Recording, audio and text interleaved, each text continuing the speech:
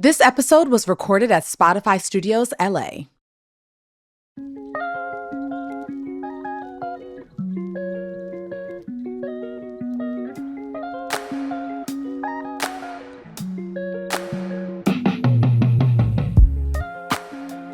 Hey y'all, and welcome to Trials to Triumphs. I'm Ashley Blaine Featherston Jenkins, but you can call me ABFJ. This week, actress Gail Bean talks to me about trading frustration for gratitude. Gail's word for 2024 is receiving, meaning that instead of obsessing over what's missing in her life, Gail plans to count her blessings. When life is lifing and waves of disappointment feel like they're going to pull us under, Gail knows gratitude is what keeps us buoyant. Sometimes we allow our wants to devalue what we have received because you want something, right? And instead of you focusing on what's right in front of you and what you've received, you're focusing on what you want. So then you allow it to have you in a state of frustration because you didn't get what you want instead of a state of gratitude for having what you received.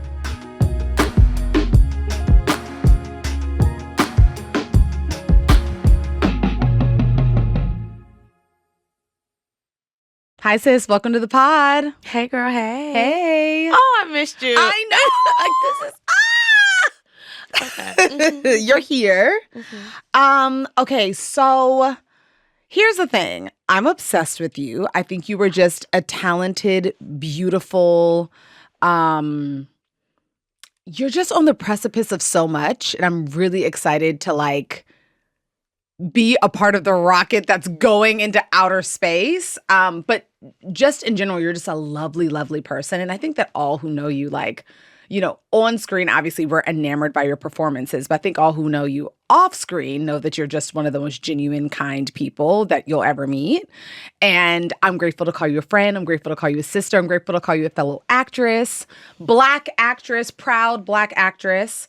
And I'm really excited to get to know you better. Oh my gosh. Thank you. What do you say to that? I mean, honestly, just from watching you and then getting to know you, I just have such a deep love for you. Ditto. So this is like the highest compliment. Oh, because I was a fan. Oh, I was a fan and now I'm a friend. Yes, so exactly. I'm a friend. That's what, it's the best when that happens though, because It doesn't always happen, right? Like you meet people and they're lovely, but you don't necessarily click. And I feel like we've clicked. So I want to start there. Can you tell everybody how we met or when we met? Do you remember? Okay. Well, here's the thing. When I met you, it was watching you on Dear White People. That's when I first met you. And then I always was like, oh my gosh, she's just so gorgeous and so talented. And she seems so amazing. But then I saw you in the Wale video. And I was like, yes! Yes! Oh my gosh. Yeah, it just... Honestly, when I seen you in that video, I already loved you on Dear White People, and then I saw you in the video, and I was like, she's such a queen. Oh, I was like, thank she's you. such a Black queen. I felt like it took me back to being a little Black girl and seeing representation. Because, for a while we grew up, and people didn't really use Black girls in videos. Yeah. So it was just amazing seeing you in that light, and then actually being honored and put on a pedestal that you deserve to be put on as a Black queen, Thank you. So I was like, yeah, man, I love her. That was a good moment in time. And then when I finally met you, I had already been watching you so much and following you on social media to where, you meet somebody and you feel like you know them. Yes. So I met you, we were at the Stay Macro party. Yes! Okay, good. You remember. Okay. And we both were being represented by Erica Tucker. Yes. At AMPR. Yes, shout out to E. Yes, shout out to E. That's my soror. Yes. And I was like, I just started talking to you like, hey, we both are rep by Erica. I'm a fan of yours. And you were like, I'm a fan of yours. And it was just, we had our whole fangirl moment. It was just a vibe. And it was a vibe ever since. And it's been a vibe ever since. Yes. And so much has happened. So much has happened. Since we met. But thank you for saying all of that. I mean, even the Wale video, I'm like, oh my gosh, that was such a moment in time. I felt really beautiful and seen. That meant a lot to me. Oh, Yeah. that means so much to me. Oh my gosh. I love that. Because, that was the goal, right? The goal was that Black women like you and all over the world saw themselves in me. And that's always the goal in my work and in my art. And I know it's the same for you. And we'll get more into that. But I want to start with some icebreaker questions. Are you Yes. down? Okay. I'm down. Do you have a word for the year? Are you one of those people that does a word for or like a resolution for 2024? Yes. Okay. So I'm actually going to piggyback off my friend who her word is receiving. Okay. For let's the get year. into it. Yes. So her name is Mari. So shout out to Mari. My word is receiving. I've stolen that from her. Okay. I borrowed it from her because she still owns it. So my word for 2024 is receiving. What does that expound upon that? What does that look like for you? So being open and receiving and not necessarily forcing things. Yes. But receiving it as it is. Because sometimes, I just had posted on social, sometimes we allow our wants to devalue what we have received. Yeah. Because you want something, right? And instead of you focusing on what's right in front of you and what you've received, you're focusing on what you want. So then you allow it to have you in a state of frustration. Yeah. Because you didn't get what you want instead of a state of gratitude for having what you received. Yep. So my 2024 is receiving. I love that. As you were talking, I was just thinking that gratitude, because that's what it is. Like being grounded in gratitude, you're able to look around you and see really just how much you have. And when you see how much you have, then you also see how much space you have for more, but also how if you didn't get anything else, you're okay. I'm okay. You're okay. Yeah. But abundance is flowing your way. I mean, it's all over you. So I mean, I receive it. that I receive it. I receive it. Thank Exactly. you. Yes. Okay. We were kind of chatting before we started the conversation, but 2023. Oh, girl, 2023 was a century. Do Get you hear me? into it. So talk to me about your 2023. How would you summarize it? What did you go through? What did it feel like? I haven't worked since February. Let's start there. Okay. Can we have the real honest actor-artist conversations, please? Let's start there. Yeah. And it wasn't I haven't worked like I'm depressed. It was I haven't worked, I'm idle, I feel unproductive. I feel like when I have money, but I'm spending money. So I'm spending money without making money. Get into it. So it's like, all right now. Yeah.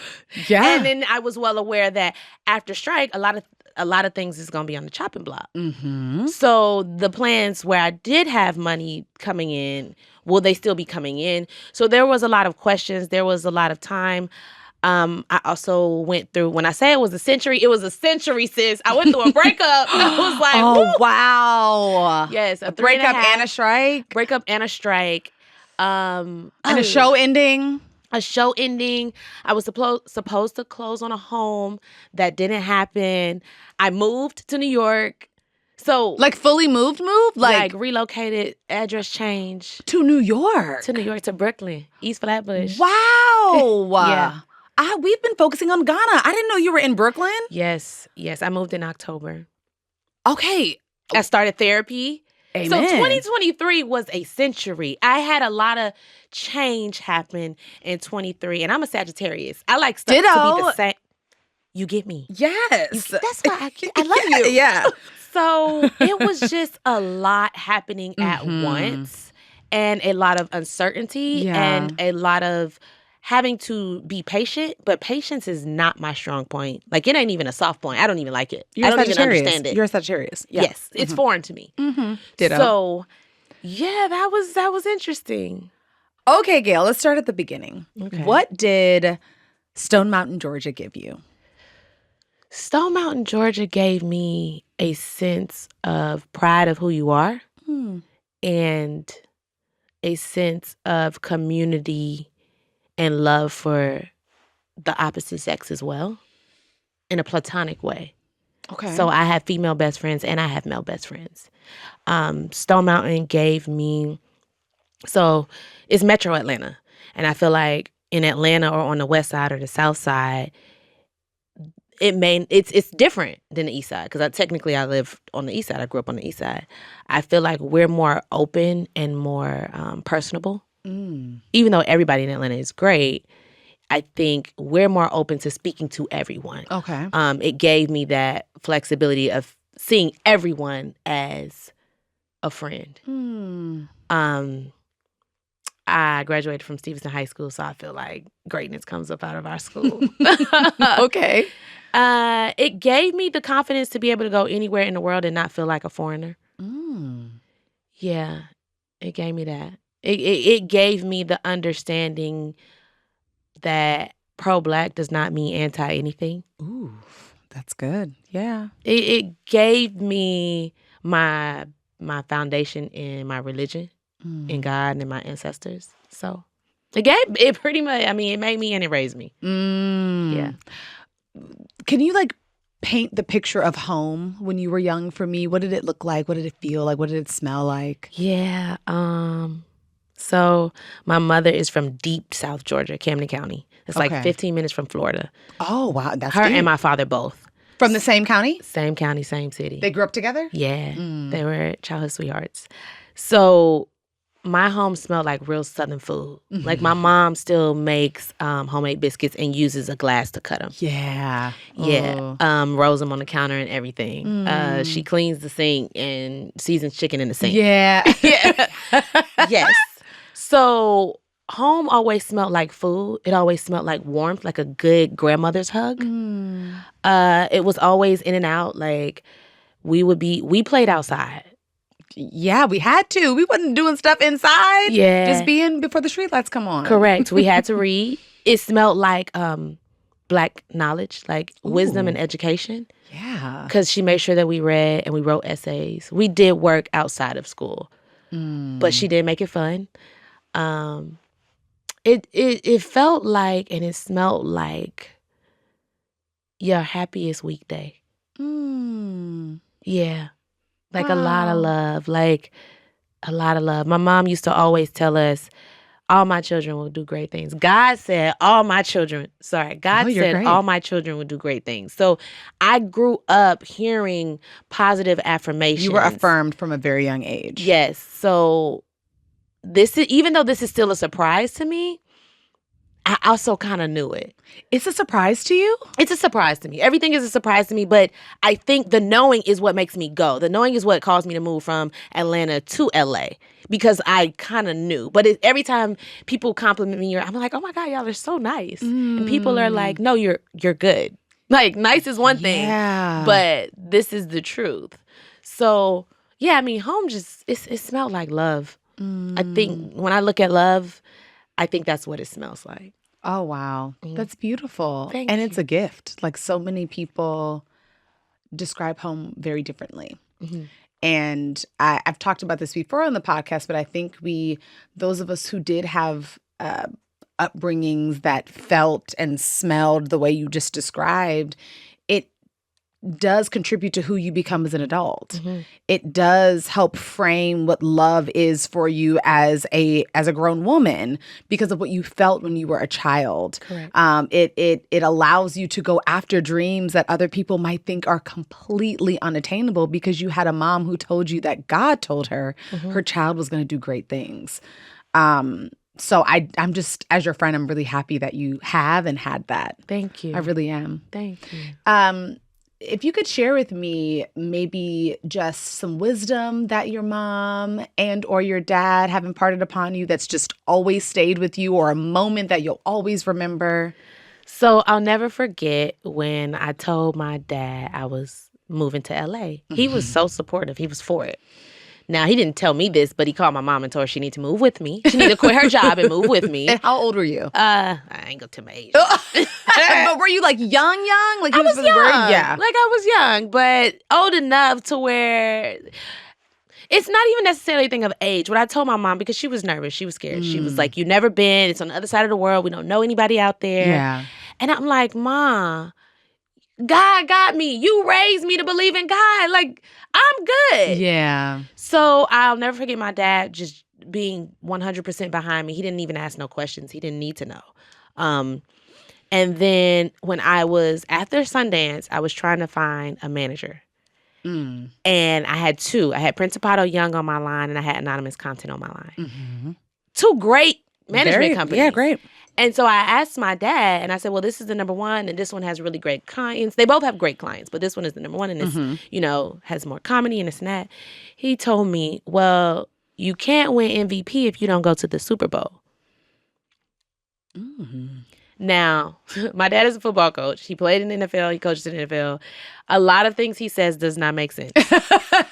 Well, not that it doesn't make sense. It pertains to football. Yeah. So to me, I'm like, nah, I can't connect the dots.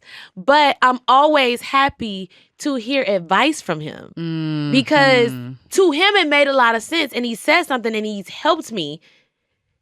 And that's what sticks with me. Just like the love and the care. And I feel one day it's going to connect. Like right now, it still hasn't.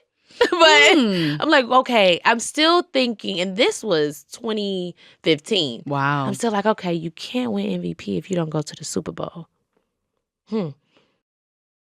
I get it. It tracks. You get it? It tracks? It's the clearest analogy I've ever heard in my entire life. Yeah, it's brilliant. Your dad's brilliant. Okay. Because it goes back to this concept that I'm always talking about. Like,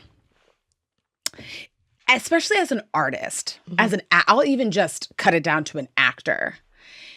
It doesn't matter, really, unfortunately, in our business, most of the time, how good of work you're doing if you don't have the visibility. It doesn't matter. I could be doing Emmy, Academy Award winning work. But if it is so siloed and so niche and so non-promoted, then that's where I'm going to stay, even though I could be MVP. The people that vote for me to be MVP didn't see me do the MVP work. Okay. You just made my hair stand up. No, it connected. It just connected. That's what it is. And so sometimes it doesn't matter, right? Sometimes you're in a season of your life or your career where you're fine being siloed. It's not about that. There's other times that it's very important that you are at the Super Bowl. Correct.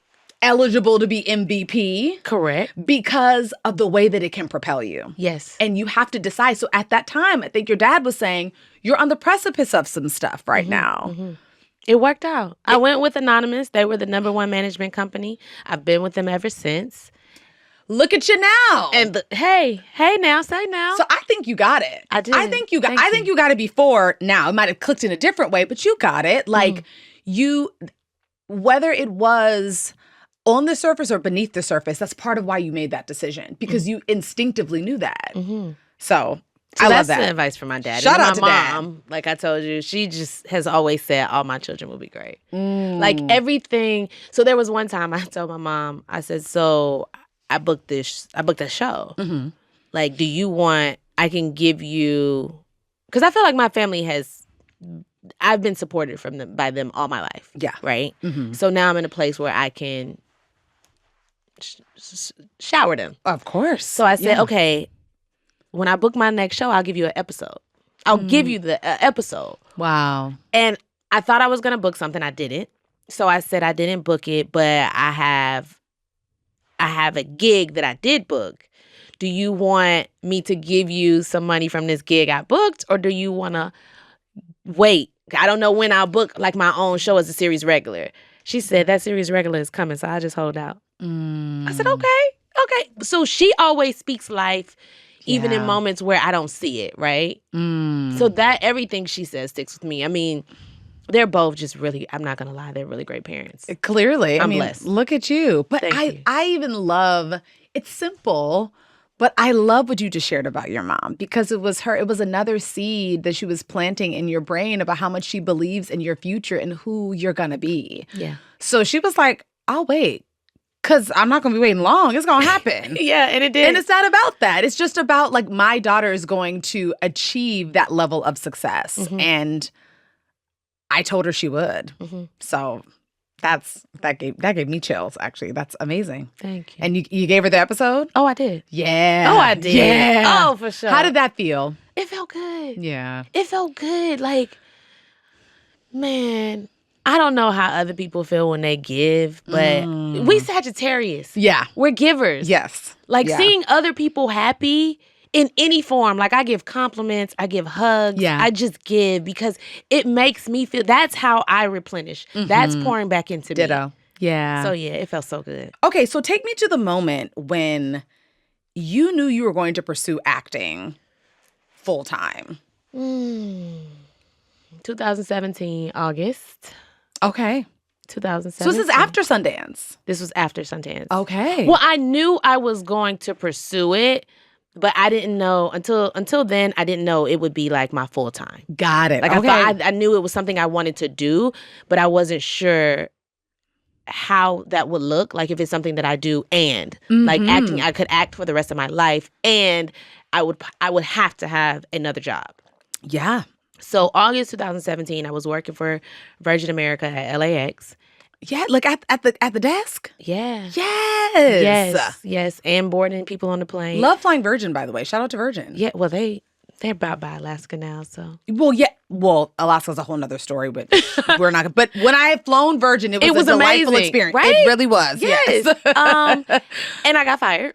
Okay, that took a turn. Okay. I had a coworker who, she is a fellow actress, but so when I'm at work, I like to keep my worlds where they're at, Yeah. right? She wanted to talk about acting all the time and give me this advice. This is like a show. Yeah, and I was just like, friend, I'm good. Like, let's just do our job. Yeah. Like, we're sitting here checking people in. I don't want to talk about acting. Like, I'm sorry.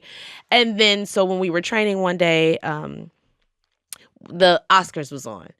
So she asked me about, she just kept talking. And I was like, I'm really just here to see the wardrobe. Like, and see the winners. Normally, I don't watch the Oscars. So y'all are watching the Oscars at work, though. We're at LAX watching the Oscars? No, so at this time, so first it was training. We trained over in Denver. Ah, got it. And we would, after class or whatever, we would all go into the lobby for happy hour and watch. Got it. And then when we came back and actually started working, that's when she would always try to talk to me about it. So then I had been working at the company for going on 2 years. And when we were watching, I said, I'm just here to look at the dresses. Like, I usually Google the winners. I don't watch the actual show. And then I look up the speeches online when I find out who had a great speech. Yeah. So I ended up going to my room because I was just annoyed. And then at work, that's when the situation happened. And I was just like, she took offense when I was like, hey, I just really don't want to talk about acting at work. So that kind of put a like stale taste in each other's mouth. Oh, wow. Yeah. So I'll never forget, my grandfather had went into the hospital. I was working a double that day. I think I worked from like 9 to maybe 10:30, 9 a.m. to 10:30. It was a full day. And my grandfather went into the hospital. My mom called me while I was on the way to work that morning. And she asked me if I could fly down there. So Camden doesn't have an airport. I had to fly into Duval to Jacksonville. Okay. I said, okay, cool. This is where your mom's from. We're there. Yes. Got it. I didn't have any clothes, but me and my grandma wore the same size. So I was like, that's fine. I had just a book bag that I normally take to work. So I think my schedule, the flight to Duval was like at 9:15 or 9:10. We closed the doors 15 minutes prior. So I was working and I was trying to give my last few minutes of my shift away. Now, it wasn't until like maybe 8:50 where I had only given away up to 9:30. And I kept asking my supervisor, I don't have any more flights. My flight's been done since 8 o'clock. Like, now I'm just here burning the clock. Please let me leave. You have more than enough people. So finally, at I think like 8:50, she was like, okay, fine. So I said, okay, cool. I'm going to run downstairs, clock out. I ran downstairs, clocked out, had my book bag. And I said, I just got to run through security. Because when you fly and when you work for the airlines, we don't never go through TSA. We can badge into another door. So you're supposed to go back out and go through TSA and then get on the flight. So I said, I just got to run through TSA. She said, we don't have time. Just give me your book bag. It'll be here when you get back. I gave my supervisor my book bag. She put it in the locker. I got on the flight. I left. The girl, my coworker, she saw the whole interaction. She called corporate. She told them that I got on a flight without going through security. No. Fellow actress? Black actress, dare I say? No. Okay. Okay. No. Still bad, but... Yeah. Whoa. So they did a whole investigation. What happens, what you're supposed to do, that's a flight risk, right? That's a security breach. They're supposed to deboard the whole plane, do a security search, and then allow everybody to get back on the plane. None of that happened. So even the people working the flight, the supervisor, the girl who told, nobody stopped what happened. to even, so really all of us should have been in trouble. But they fired me. I fought it with the union. I did not win, but it went exactly how it was supposed to go. Okay. I did get unemployment, so I did not have to drive to the airport from the Valley. Yes, you did. And then my coworker still allowed me to use her flight benefits. So I still would be strolling up there flying. So it worked out. And then immediately after that, I booked Atlanta. I booked Chicago Like PD. how soon after are we talking? So that happened in August. They did the investigation all the way through September. I booked Atlanta in September. I booked Chicago PD in October. I booked Snowfall in November. No. So I've been working ever since I got fired. Back to back to back? Back to back to back. Back to back to back. This story is giving. This is a trials to triumph story. Mm-hmm. It is. I absolutely loved that job. And I used my benefits I flew everywhere. So I think it was one of those things where I just had to be pushed out. You would have stayed longer than you stayed. I would have stayed. But that was like, okay, I'm doing this and I'm doing this full time. That was my moment where I knew when I got approved because unemployment, they denied me at first. I had to appeal it 3 times. So I appealed it. They said no. They said no. And then I took it to a judge. Yes. And I met with her in chambers. I showed her. I said, look, I've never been in trouble. I've been at this job for going on 2 years, like killing it, picking up shifts, working double, triple overtime. Like they love me there. I've never been in trouble. I didn't get written up. They didn't do a thing where I just lose my flight benefits. They instantly just fired me, which is not okay. And it wasn't a thing where they had to fire me. So to be denied unemployment is crazy. So she approved my unemployment. I had it for a long time. And I worked, and I've been working ever since. Amen. Yeah. You know what I love about this story too? You have to know when to fight. And it would have been easy for you to be like, I was denied unemployment. Like, I don't have time to whatever. But you were like, no, I deserve unemployment. And you had the foresight to know that unemployment was going to help you as you were now going to be pursuing acting full time. Oh. Going back to like what you were saying about how like you were like, I hadn't worked since February. I remember just at like the top of the strike, a lot of actors, Billy Porter included, were talking about how like they were having to move and like sell their homes. And people were so mean, talking about like, why are you living beyond your means? You should be able to, you're on a hit show. You should be able to. That's not how that works. It's not how it works. And the thing is, actors, artists, bankers, whatever, you live within your means of what you make. Correct. When that then drastically changes, and like you said, the work that you expect to have coming up is no longer, then of course you have to make drastic changes.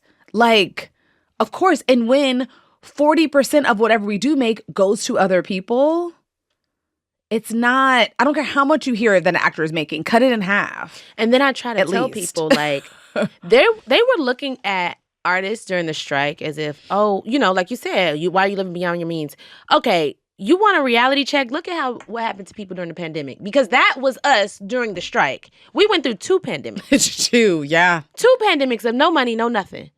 Everything stopped. No possibility of even making money. It's not like, it's one thing for the industry to be going and you're just auditioning. Yeah. It's a whole nother thing when it's like, it's nothing happening. Everything is frozen. It's different. You don't have an option. I felt like the strike came at the worst time. I said, for me, yeah. I felt like I was on a high, and then it was like I just got slapped out of heaven. I said, oh, my goodness. I just keep thinking, like, I know that God always has a plan. Correct. That I'm not confused about. Correct. And I'm excited to see, because I feel like I'm like having deja vu.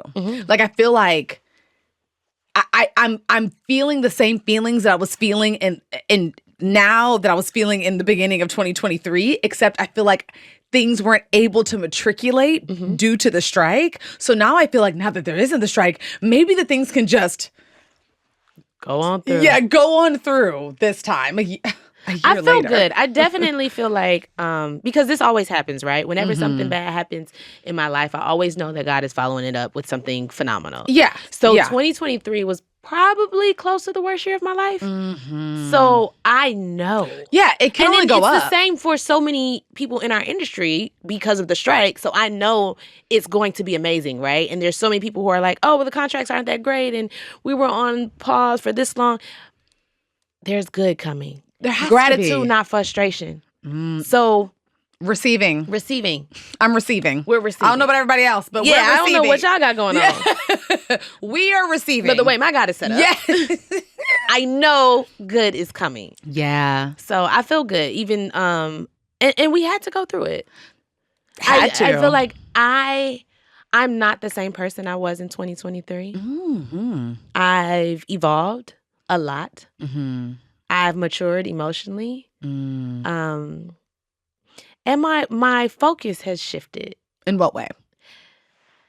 So I believe I've gotten real clear about the impact I want to leave. Like just the other day, I was walking in New York and I thought to myself of the fear of dying, right? Am I afraid to die if I was to ever go? And I asked myself, because, and I got to this point because in New York, it was originally like, I'm from Georgia, so we open carry. Like I'm everywhere I go, I have a gun. So to be in New York, that's the only thing that made me be like, I might have to move back because I walk and I take the train, and to not be able to have my gun on me is a little. It makes me feel some type of way. But I had to ask myself, well, if anything were to ever happen, I just want to be at peace, and how could I be at peace? And I realized if every time, am I okay with everything I've said? Am I okay with everything I've done? Like, I don't want to pass and there be something that I said that may have rubbed somebody the wrong way. Like, I'm not comfortable. Not rubbed them the wrong way, but left me feeling wrong. Yeah. Like that I didn't treat them right, or I wasn't kind to them, or I didn't give my all in something. So as long as I live like that with every encounter, with every project, with every person, then I'm good. Yeah. And that's just where my mind is now. Like, I just want everything to be at its best. I want to be at my best. And when I do pass, I want people to feel like I acknowledge them and that I led with love. Yeah. And that's just where I'm at. Like, last year was different. It was different type of, like, I'm still grinding.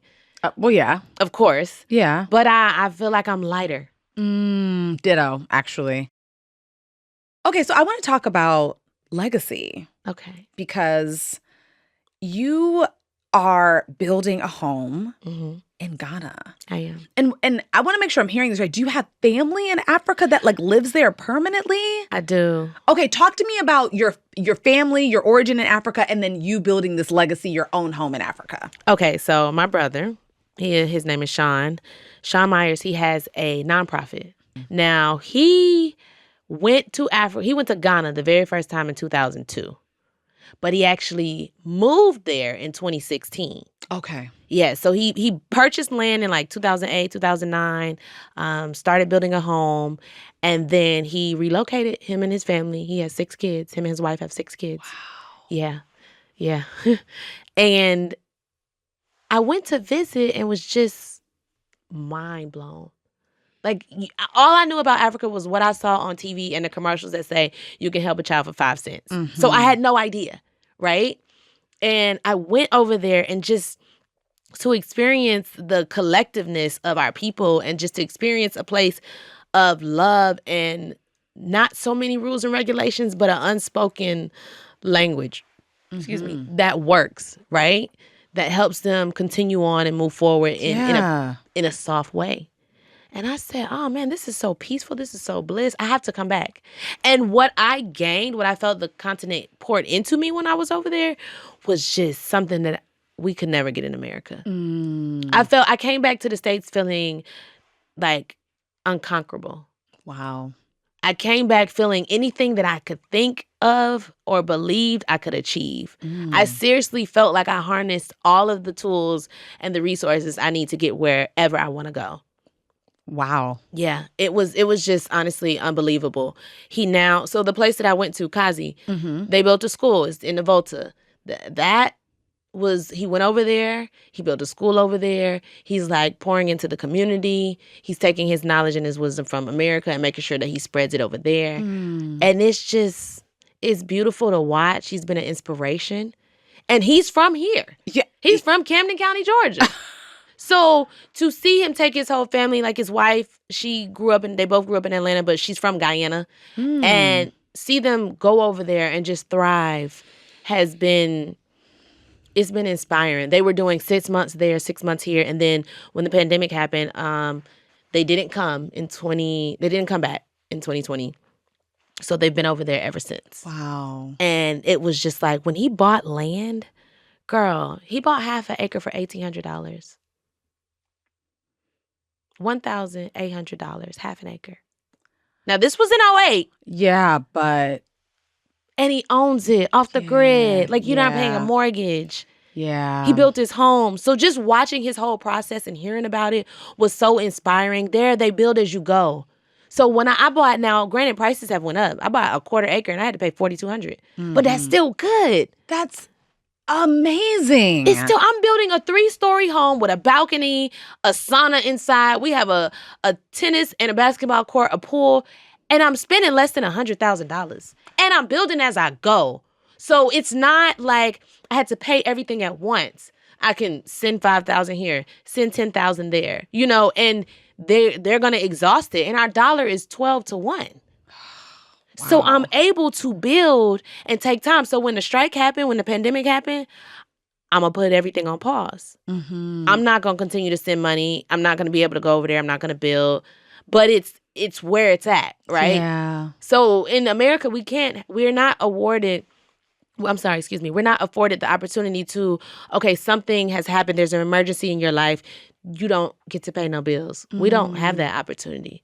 So to be over there and my place is completely off the grid. So I have a water tank. I have solar panels. And it's in the hills, right? It's like an hour away from the airport, 45 minutes to an hour from the airport.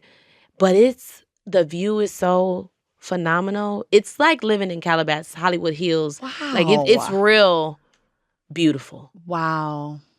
Yeah. That's amazing. I mean, I love that you had a big brother as like an inspiration. Oh, I'm the baby. I have five older brothers. I mean, I'm the only girl. But we have a brother that lives in Africa with his family. And like the whole time you were talking, it made me think about Marcus Garvey and just like that. What you're living is the dream that he had for us. Yeah. You know what I mean? He knew everything you were saying about home, which is what I consider Africa, is exactly what he knew we would feel and what he had felt and wanted all of his people to feel. Yeah. And I'm deeply inspired by hearing about your experience. And it's so funny because, of course, everyone's like, so she's doing Wanda in real life. I'm like, yeah. So did you pitch that? No. So, okay, Trevor Ingleson, he goes, Gelbin, you want to know if you blessed? We going to Ghana to shoot Snowfall. Wanda's going to Ghana. I've been going to Ghana every year since 2016 for leisure. So to go for work was just mind-blowing. I didn't pitch it. I didn't know it was coming. When they told me, I was like, wait, what? Are you serious? I was like, wait. And my mom was over there at the time. She was getting ready to come back. And I was like, just stay until I come. Because then I'll miss you. I won't get to see you. So she stayed longer. Your mom was there? My mom was there visiting my brother. It was perfect. This is the best story ever. The behind perfect. the scenes of Wanda in Ghana. Wow. It was perfect. And so you got there. You weren't new. I've been here. I was not new. I got family here. Wow. Yes. I love hearing that. I'm doing a housewarming, in Ghana? Yes. Girl, I've never been. Oh, okay. I know. When I have my housewarming, y'all have to come. I know. Yes. So that was crazy. That was my first home purchase, right? Mm-hmm. Well, I mean, I'm building it from ground up. So congratulations. We had to buy the land, clear the lot, like do the whole rendering with the architect, everything. Yeah. And it was my first experience, and it's been so easy and so pleasant, right? It's been tedious, of course, because you're really picking out things and looking through stuff, but it's been pleasant, and it's been soft. Ease. And then I bought a home in America. Girl. Yes, you did. Girl. Yes, you did. Lord, I swear, it almost drove me insane. And this is a second attempt, because the first time I tried to buy a home, it ran me away. Like the process It's and the discrimination. crazy. Oh, yeah. I was just like, yeah, I'm good. Like they were asking me questions as if I was making illegal money. You have my tax return. It was so difficult. It was basically redlining without putting it in writing. Oh, yeah. Mm-hmm. Daryl and I talk about it all the time when we sell our home or do whatever we do when we're ready for our next home. Like, we 1000% can't have the pictures of us in our home. Our home is the blackest house in America. Like, there's no way. And that sucks. It does. But that's real. What Donald Glover said, this is America? But I couldn't believe it. It was honestly a night and day process. So I just, when I do have my housewarming, one thing I really want to do is bring people over there. Yeah. And we celebrate it and we have a good time and they enjoy the continent. Yes. And it's just love. That's amazing. I can't wait. Thank you. Gail, what has been your takeaway from our conversation today? One thing that I already knew is that you were amazing. Oh, thank you. And you have so much more in store. And I'm happy to see and to know you at this level because this is nowhere near the tip. Oh, thank you. It's beautiful. Thank you for seeing me. Of I feel course. incredibly seen by you. I always have. Of course. Um, And then from this, it's just, you have something special, right? It's one of those things where it's positive and love. Sometimes people think that it's the clickbait, right? And it's the gossip that will get the views and get the platform and cause the longevity. But you're operating from a genuine and a pure place, right? From a place of love, which is from your parents. And it's just only going to continue to grow. And it's what's needed. yeah. Like, I needed this. I told you, today was a long day. This was like a pause and a slow down to just like be present Yeah. and be in a place of gratitude. I received that. Yeah. Thank you, sister. You're doing what's needed. Thank you. Thank you. My takeaway is I'm just so grateful to know and have God send me people like you along my journey. You know, I've been in LA for in a couple of weeks, 14 years. Oh, wow. And you know, he sends people to me along my journey that he's like, this is another person to add to your journey and into your orbit that I want you to grow with and evolve with and celebrate with. And I'm just so grateful that he sent us to one another. And on top of that, I'm grateful to have a sister who is inspiring me to like go back to Africa. Not that I haven't always wanted to, but there's something about seeing a sister in front of me saying, I'm doing it. I'm going to live there part-time. Like, I want you to come home with me. Go. That is so special to me. And I don't know if I've ever had anybody do that for me in my life. And I can't tell you how much it means. And ancestrally, how much I know they're proud. Thank you. Thank you, sister. I honor you. I love you. I'm obsessed with you. And I'm so proud of you. Thank you. One thing, part of why I'm building a home is because I want people to go back. I want to encourage it. And I don't want there to be an excuse of, not really an excuse, but, you know, there's certain hindrances that cause us to be hesitant. So when my house is finished, I want it to be a place where people could go and stay for free. All you got to do is buy your flight. So you don't have to worry about trying to find a good, safe area or somewhere to stay. You have that. Yeah. And I'm just going to ask people like, you know, leave something for the people who do clean or the people who do come and cook for you. But here's somewhere to help give you that push if you need it. So when it's done, if you want to go. I will be there. We will be there. Daryl and I will be there on the first thing smoking. I promise you that. You heard it Thank here. you so much. You heard. We're going to Ghana. Thank you, sis. This is great.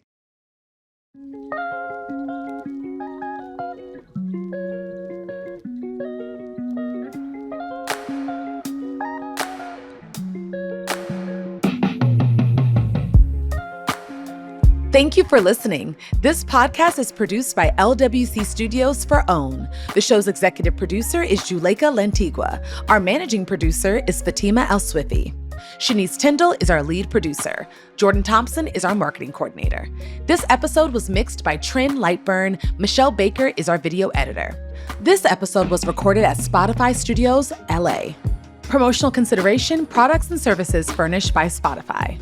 If you enjoyed listening to this episode, and we hope you did, please make sure to subscribe, leave a rating, and review wherever you listen to your podcast to ensure you hear the next one.